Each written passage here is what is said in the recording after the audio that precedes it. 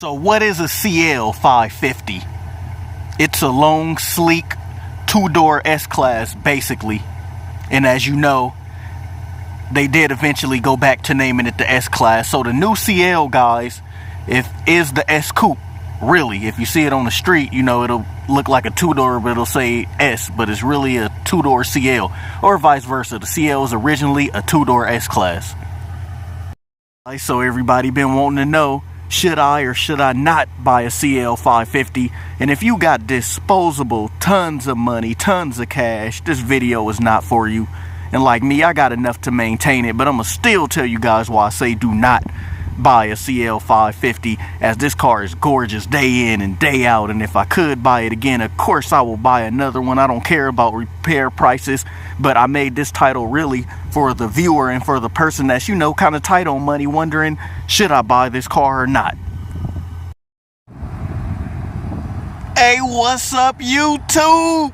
Back again with another video. It's 3D the Rap Star, aka is the Benz Man. Make sure you follow me on Instagram. That's ITSTHEBENZMAN. And make sure if you follow me, you know, if you do got some pics of your Mercedes, hashtag let's get some angles. And I will post angles, you know, and angles from this video and other videos.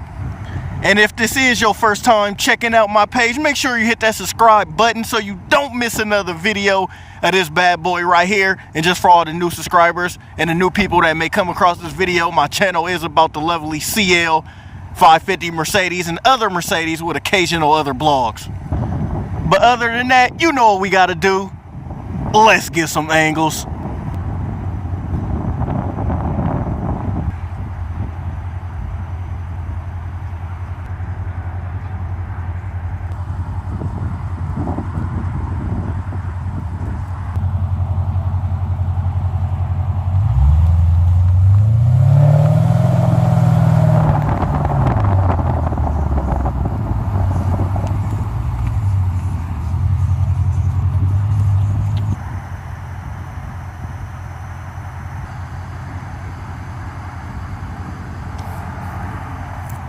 Alright guys, so I gotta put the disclaimer out there. Why am I saying do not buy a CL550? Okay, one, this is my favorite car. I wanted this car. I finally got this car. And I wrapped this car. And what we're gonna talk about today is, you know, the features that go out. So, you know, I got one person, I put why I won't buy another Mercedes again. And then he said he was unfollowing me because in the next video or down the line, I bought a S550. You know, we're all human.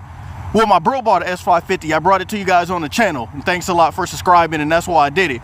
But he goes, you lied, so I'm not going to follow you again. You know, people's mind change. I may make a title saying why I don't want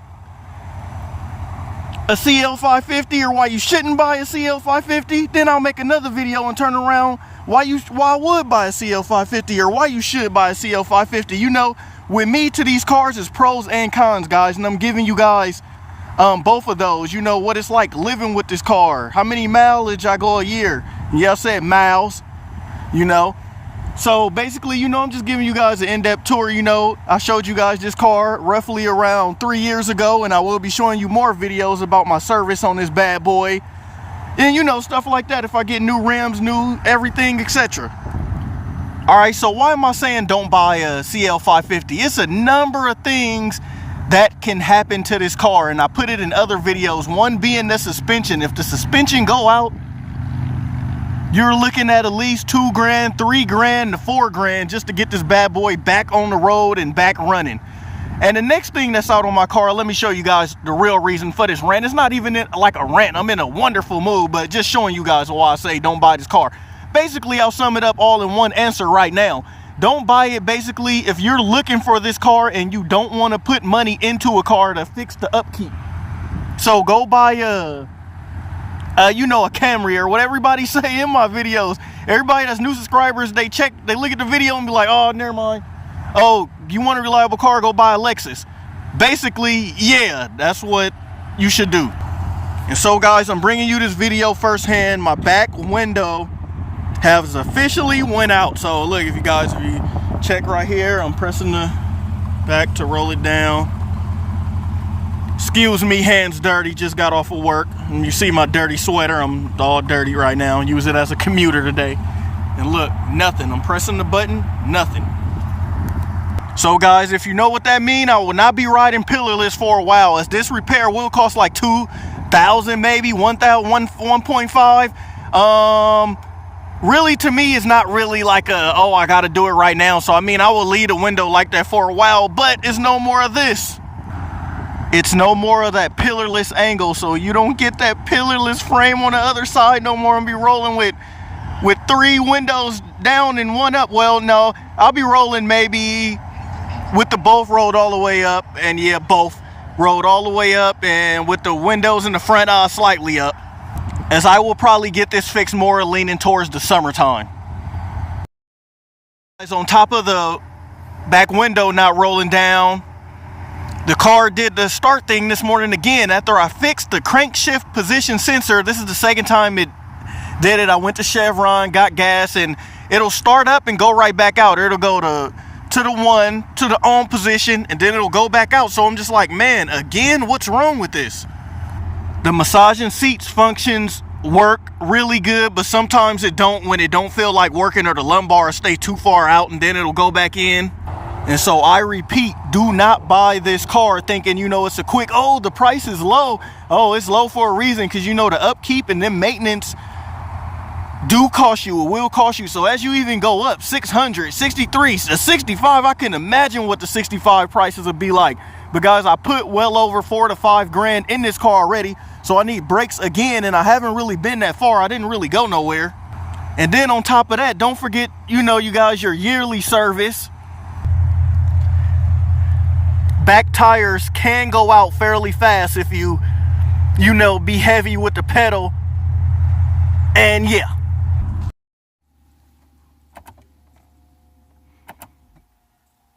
So this is what the car is doing. It's early morning, pressing the button, foot on the gas, nothing.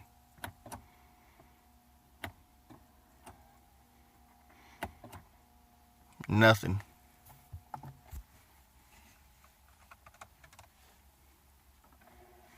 You know, guys, it's kind of dark. Light it up. And push start, nothing. Nothing.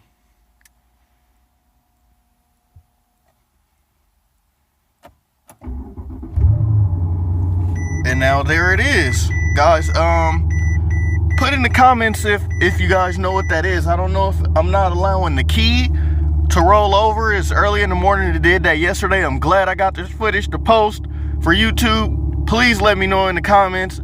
I just fixed the crank position sensor not too long ago. I know it can't be faulty again, guys, so let me know.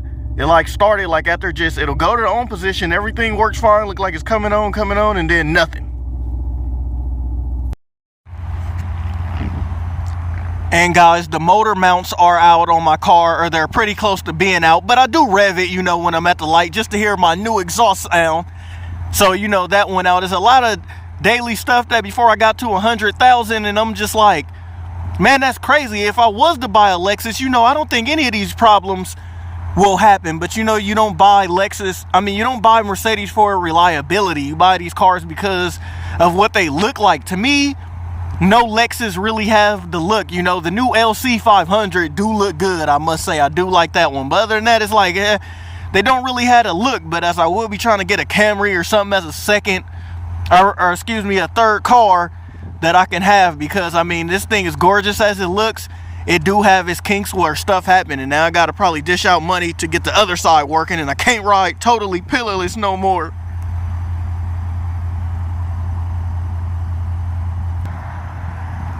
And guys, if you haven't been watching my other videos, so my control strut arms went out with my ball joints have went out already, and that was roughly $1,000.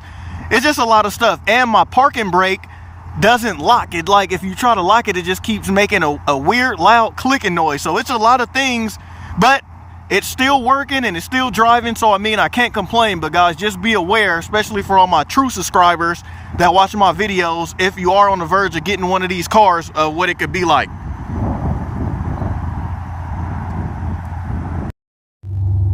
Okay, guys, so the warning is out there on this car about the high repair prices and the high maintenance. So the upkeep is not really a lot. To upkeep these cars yearly is not really a lot, but yet something break on these cars, they can cost a lot.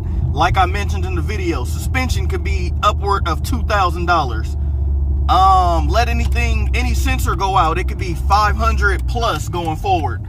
Let control arms, other suspension related components go out, that's another about $600. Let